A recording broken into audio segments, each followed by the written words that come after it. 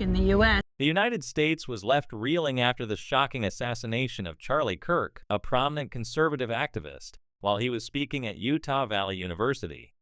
What followed was not just a moment of chaos on campus, but a moment that rippled far beyond Utah, reshaping the national conversation on political violence.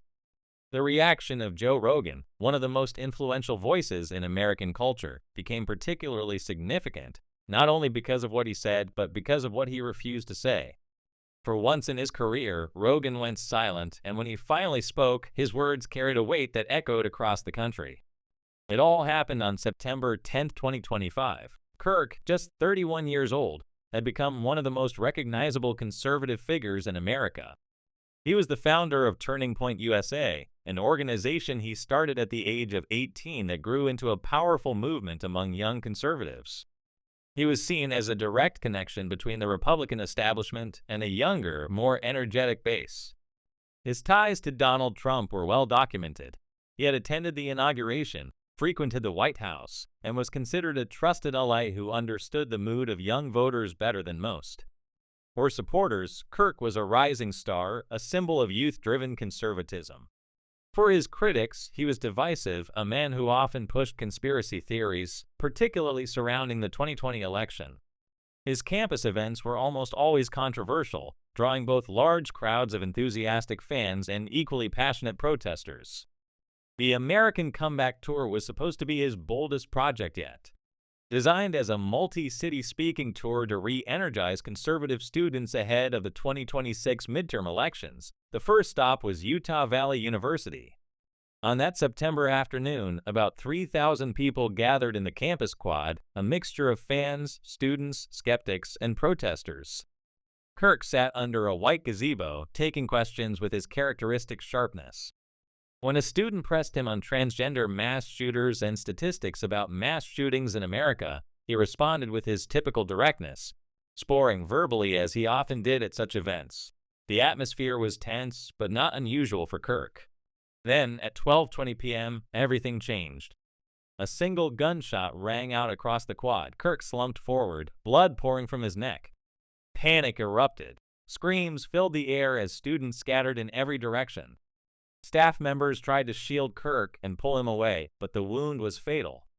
The sniper's bullet, fired from the roof of the Loy Center 130 meters away, struck with deadly precision. Within minutes, the campus was locked down, police swarmed the area, and helicopters circled overhead. The shooter had already vanished into the chaos, leaving behind fear and confusion. As the nation absorbed the news, the story quickly moved from the campus to the wider world. The following day, during a recording of the Joe Rogan Experience with guest Charlie Sheen, news of Kirk's death reached Rogan live on air.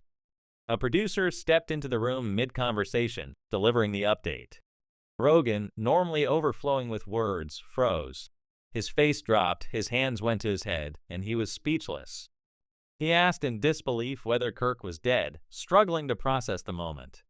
For someone known for speaking his mind without hesitation, his silence carried enormous weight. When he finally spoke, it wasn't to launch into politics or analysis. It was to acknowledge the humanity of the moment. His shock, his grief, and his refusal to politicize the tragedy resonated with millions of listeners. Rogan admitted that he had only met Kirk once, ironically at a gun range. He said Kirk had not struck him as a violent or extreme person, but rather someone trying to reason with people, even when discussing controversial topics. Rogan emphasized that disagreement did not justify violence. People could argue with Kirk, debate him, challenge him, but celebrating his assassination was unthinkable. He described Kirk as intelligent and passionate, whether or not one agreed with his politics. In his view, Kirk's murder was not just a political crime, but a human tragedy. This reaction stood in stark contrast to much of the media coverage. Many major networks emphasized Kirk's controversies, portraying him as a divisive figure whose assassination was almost an extension of his contentious career. Some commentators even went so far as to speculate absurdly, with one MSNBC voice suggesting the possibility of celebratory gunfire gone wrong. To Rogan, such commentary was disgraceful. He reminded his audience that the proper way to challenge someone like Kirk was through debate, through ideas, through discourse, not through bullets. For Rogan, the principle was simple. You don't have to agree with someone, but you also don't have to wish them dead. What gave his reaction even more significance was the broader context. Political violence in the United States was already on the rise. Experts tracking such incidents reported that the first 6 months of 2025 saw nearly double the politically motivated attacks compared to the same period in 2024. There had been assassination attempts on Donald Trump during his 2024 campaign, which shook the political system to its core. Earlier in 2025, Minnesota's top Democratic legislator and her husband were brutally murdered, shocking both parties. Going further back, the attack on Nancy Pelosi's husband in 2022 still lingered in the national memory. The killing of Charlie Kirk was not an isolated act, but part of a disturbing trend that was escalating. Political violence was moving from fringe incidents to something increasingly normalized, and now, with Kirk's murder in broad daylight, it had crossed an even darker line. Rogan grasped the gravity immediately. He warned that the country stood at a crossroads. Either Americans would recognize how dangerous this path had become and find a way back to civil discourse, or the violence would escalate into something far worse. His words were chilling. This could ignite real, violent conflict. Kirk had a devoted following, Rogan reminded his listeners.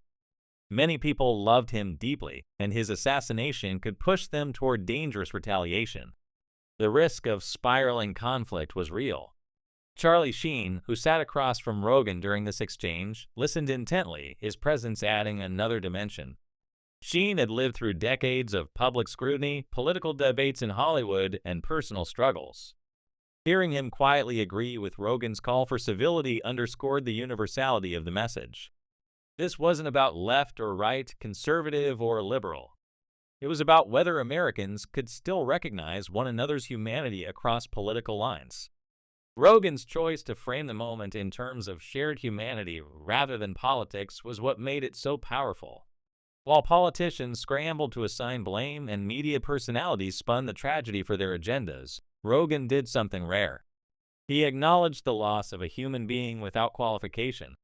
He refused to diminish Kirk to a set of political controversies or talking points. He spoke of him as a man with intelligence, passion, and ideas, even if not universally agreed upon. In a media landscape increasingly defined by polarization and opportunism, that choice stood out as almost revolutionary. The impact of this reaction went beyond Rogan's show. Millions of Americans, both supporters and critics of Kirk, found themselves reflecting on what had been lost, not only in Kirk's death, but in the state of political discourse. Rogan's reminder that debates should be fought with arguments, not weapons, tapped into a nostalgia for an era when disagreements were still handled through conversation. His condemnation of violence, delivered without partisan spin, gave voice to something many were struggling to articulate: the fear that America was slipping into an era where political murder was no longer unthinkable. The assassination itself was chilling enough. A sniper, hidden in plain sight, taking the life of a public figure at a university event, marked a brazen escalation. That it happened in front of thousands of students in a space meant for dialogue and learning only deepened the sense of violation. Universities had always been contested spaces for political debate, but now they had become a stage for political execution. This symbolic setting made the killing not just a crime against Kirk, but against the very idea of open discussion in public life. Rogan's reaction, then, mattered because it broke through the noise. He was not a politician with an agenda or a news anchor bound by editorial framing. He was an independent voice with enormous cultural influence, one who had built his career on speaking freely and often controversially.